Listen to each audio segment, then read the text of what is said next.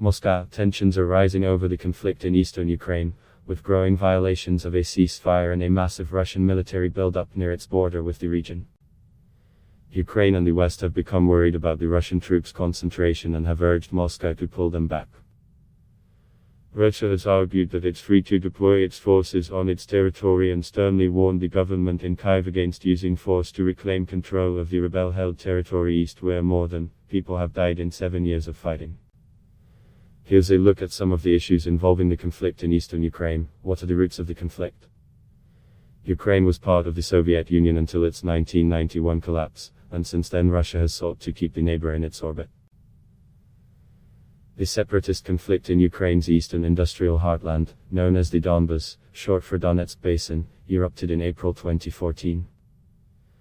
That came a few weeks after Russia annexed Ukraine's Crimean Peninsula following the ouster of a Moscow-friendly president by a popular uprising in the capital of Kyiv. Armed rebels in the mostly Russian-speaking eastern region seized government buildings and proclaimed People's Republics in the Donetsk and the Luhansk regions, and the Ukrainian military and volunteer battalions moved to put down the unrest. Ukraine and the West said Russia sent troops and weapons to the east to support the separatists. Moscow has denied those claims and insisted that Russians fighting alongside the rebels went there on their own.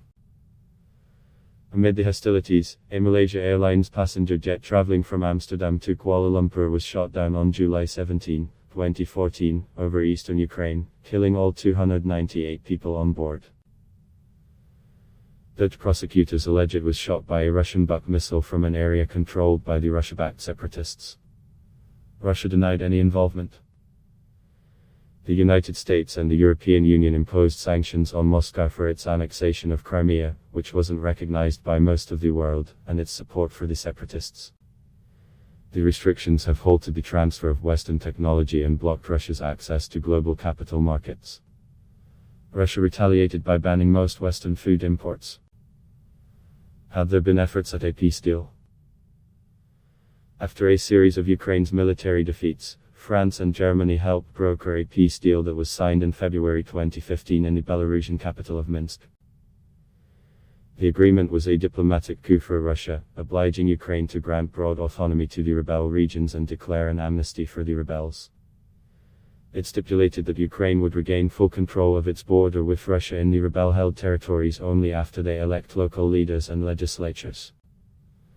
Many in Ukraine saw the deal as a betrayal of national interests and opposed it. The Minsk agreement helped end large-scale hostilities, but sporadic skirmishes have continued and efforts at a political settlement have stalled. Ukrainian officials have repeatedly pushed for revising the Minsk deal, calls that Russia has rejected. How is the peace deal faring? While the separatists have asked Russia to incorporate the rebel territories, Moscow has ignored the demand, apparently figuring that those eastern regions would eventually help draw Ukraine back into Russia's orbit and thwart Kyiv's aspirations to join NATO and the EU. Russia has granted its citizenship to more than people in the rebel-controlled regions. Political novice Volodymyr Zelensky was elected president of Ukraine by a landslide in April 2019 on promises to end the fighting and root out the country's endemic corruption. He pushed successfully for a series of prisoner exchanges and sought to secure a lasting truce by pulling back troops and heavy weapons from the line of contact. In December 2019, the leaders of Russia, Ukraine, France and Germany met in Paris and reaffirmed their commitment to the 2015 peace deal, but no progress has been reached on a political settlement. Why have tensions escalated now? The lack of a lasting resolution to the conflict has fomented new tensions. Ukrainian authorities say ceasefire violations have become more frequent in recent weeks, with nearly 30 troops killed this year. They accused Russia of fueling tensions by deploying troops near the border with eastern Ukraine and to Crimea, where Russia maintains a large naval base. The US and NATO say the Russian troops' concentration is the largest since 2014.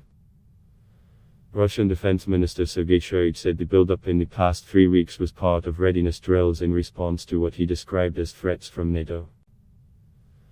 Russia also has cast it as a necessary security precaution amid what it described as Ukraine's provocations along the line of control.